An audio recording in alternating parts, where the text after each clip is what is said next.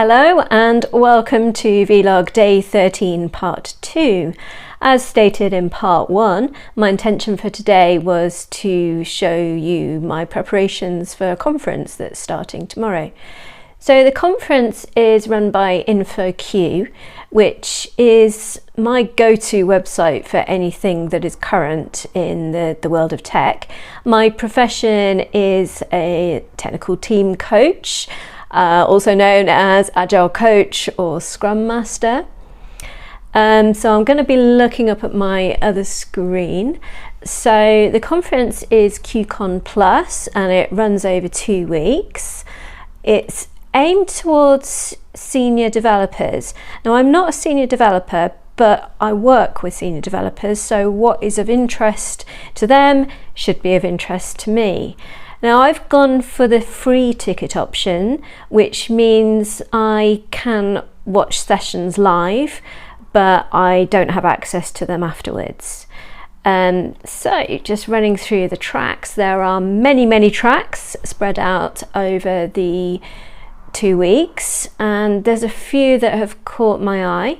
So firstly, actually starting tomorrow is the developer enablement track, and a lot of this is about ensuring that the developers have the right tools for the job. I'm sure it might be a bit technical for me, but I'm going to dip into a couple of those.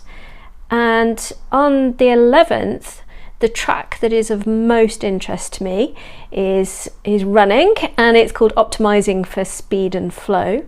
So there's 3 or 4 sessions that I'm hoping to report back on from that. And then I dipped into the Innovations in Machine Learning Systems track, just out of general interest. And I was really interested to see that there's going to be a session on the next decade of software is about climate. So that is something that is really important to me. And yeah, someone's probably going to say that I just said climate instead of climate. Whatever. And there's another session on operationalizing responsible AI in practice, which might be interesting. If it's not, I'll just dip out. And in week 2, I have got a clash with another conference, but there's a track of particular interest which is about the Staff Plus engineering path. So this is the route for senior engineers to take if they don't want to become managers and they want to stay in the engineering side. So why take someone whose expertise is in engineering and make them a people manager if that's not what they want to do? But a lot of people are forced down that route because it's the only way to progress their careers. So a lot of companies are actually realizing, why do we do this? So this looks like a really interesting track.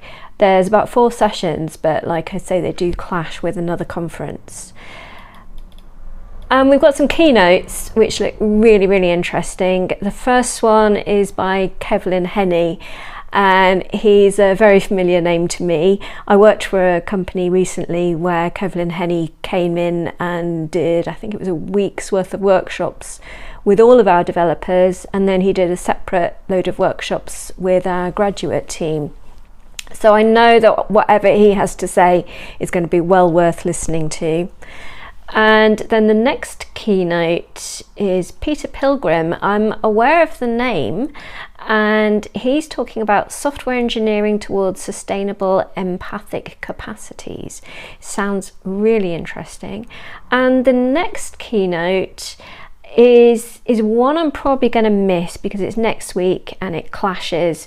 But he's talking about examining the past to try to predict a future for building distributed applications.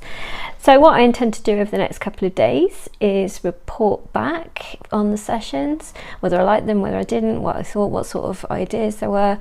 So watch this space. See ya.